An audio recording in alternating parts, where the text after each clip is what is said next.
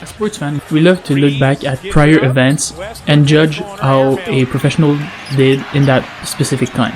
And this will be the case for today's video, where we'll be going back to this year's draft and redrafting the top 10 players with the current knowledge that we have on those players, as well as the team performances. Before we start, I just want to say that I had the idea to make this video a couple weeks ago before I dropped my last video, but by that time I saw that Jimmer Range dropped a video titled way too early 2022 NBA redraft, so I will be dropping the link to this video in the description down below. And I tried to have different takes. Sometimes it was harder than others. Hope you enjoyed the video, and you can go down in the description and watch his right after to see how both our redraft compares. So with the first overall pick, to no one's surprise, the Magics are still selecting Paolo Banchero. Despite his injury earlier in the season, he has shown that he's by far the best player in this draft. When draft night came around, him, Chet, and Jabari Smith were seen as the top 3 guys, with Paolo maybe falling to 3. And it was quite a surprise when the Magic selected him, but he has shown so far that out of the 3, he is the best player, taking into consideration that Chet hasn't played since the Summer League due to injury, but he's definitely the most NBA ready player that we have seen this season as of yet. He has performed way over expectations, even though he was the number 1 overall pick. He's currently leading all rookies in scoring. He also plays a major part in the Magic's season so far. They're quite bad, as always, but when he's on the court, it seems that they have a higher chance of winning basketball games than when he's not. With the second overall pick, the Thunder originally selected Chad Holmgren, and he is still going at number 2 in my draft. He has shown in the summer that he had the potential to become a great generational player. Sadly, he got injured in a workout, but his impact on defense and on offense for the Thunder's Summer League team was good enough to keep him at number 2. And also, I took into considerations how he would fit in with the team, and they definitely need a big man, so I decided to keep going with him. I only hope that when he comes back from injury, he can be the player that he was expected to be. With the next pick, the Houston Rockets selected Jabari Smith, but in my draft, I have Keegan Murray going 3rd.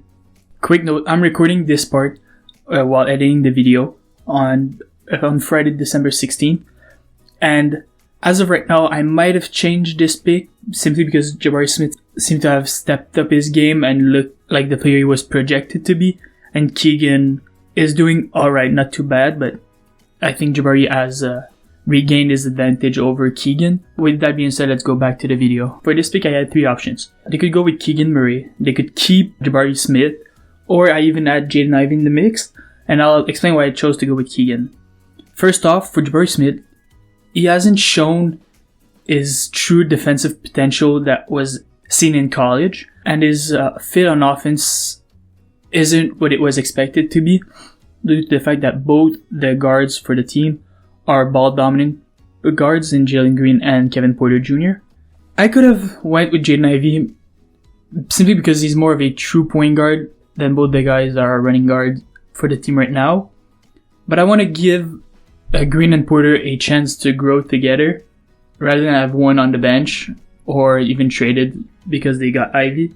Of course, this would depend on the trade package you could get for Kevin Porter, which I would expect he would be traded if they got Ivy, but I didn't take that into considerations.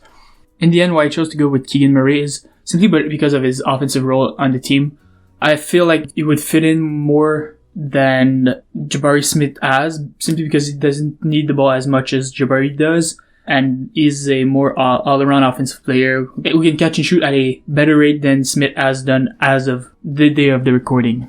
With the 4th pick in this year's draft, the Kings selected Keegan Murray, which was at that time quite a surprise for some, and in my redraft they decided to go with probably the number 2 rookie so far this season, who jumps up 2 positions in the draft, and this player is Benedict Mathurin. As stated earlier, well, in my opinion, he's ranked close number 2 for Rookie of the Year so far this season, and he's a big spark off the bench for Indiana right now, but with the Kings, he will probably have a starting position for that team at the 2 or 3, and it would fit well within this lineup because of his shooting ability. With the next pick, the Detroit Pistons originally selected Jaden Ivey, and in my redraft, I still think that Ivey would go 5th in the draft. He has shown to be a very, very good fit next to Cade when Cade is healthy. Sadly, Cade will miss the rest of the season, but we will be able to see what Jaden can do with the ball in his hands for most of the game. The way he plays offensively and defensively is very attractive right now if I had to redo the draft. So that's why I think he would go 5th. As I stated earlier, he could have went a little earlier to the Rockets if they wanted to trade away Kevin Porter to try and have a more balanced 1-2 guard combo in Ivy and Green. But in the end, I decided to draft Keegan, and Ivy fell to the Pistons once again, which, as of right now, has proved to be a quite decent pick for the Pistons.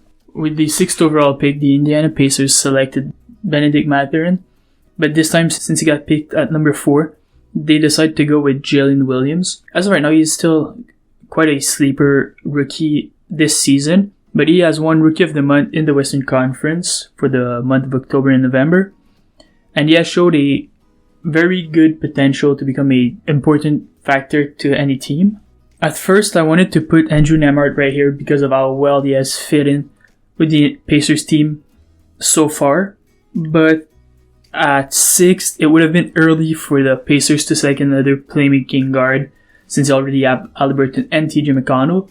So I went with a 2-guard/wing that they kind of needed, either as a starting player or off the bench. So I feel like this would have been a pretty good fit if they had to select a player other than Ben.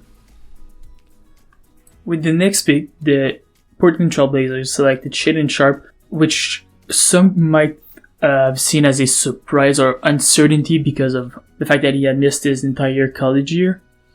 As so far he has shown to be a good pick, but with Jabari Smith still on the board, they decided to pick up Jabari Smith.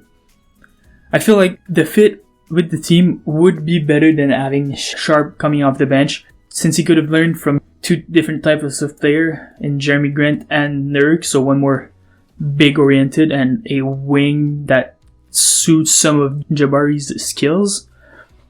They could also use him off the bench if they wanted to, depending on the fits, if they wanted to have Josh Hart starting. In my opinion, the impact that he would have on this roster would be greater than what Sharpe has brought to them, despite Sharpe's impact so far this season for the team. With the 8th pick in the draft, the Pelicans selected Dyson Daniels, but this time, with Shaedon Sharpe being on the board, they decided to go with him. He has shown that in very limited minutes, he can still contribute to an offense and a team on both ways. He's a very dynamic player, and his skills fit better at a 2 than Dyson's skills are, mainly because of shooting ability and slashing. But if they wanted to go only based on playmaking, I think Dyson Daniels is still a good option. Don't get me wrong with that. But only based on fit and offensive skills, I decided to go with Shaedon Sharpe for their pick. With the next pick, the San Antonio Spurs decided to draft Jeremy Sohan, and despite Dyson Daniels being on the board and him somewhat having the possibility to fill one of their point guard need, I feel like Trey Jones is good enough that they decided to go with Jeremy at 9. He fits in well with their need for a power forward. I also had the possibility of them going with AJ Griffin if they were looking for a guard, only because of his potential. He was projected into top 10 if we look back at last year, almost throughout the whole season, but he ended up going outside the top 10, so that's why if they wanted to go only on potential, I would have probably drafted him, and he has shown to be a good player on the Hawks so far this season. But I decided to go with Sohan, who fits the team's need the most. And now for the final pick, the Washington Wizards selected Johnny Davis, and so far, it's sad to say, but he hasn't lived up to the potential that he had and the expectations. So this time they decided to go with another point guard that would fit what they expected Johnny to be able to do, which is score at a decent level while playmaking and playing good defense. And they draft Andrew Nembhard, which makes him jump from the first pick in the second round to a top 10 pick, which is pretty amazing when we look back at it. In my opinion, that Neymar is the steal of the draft so far.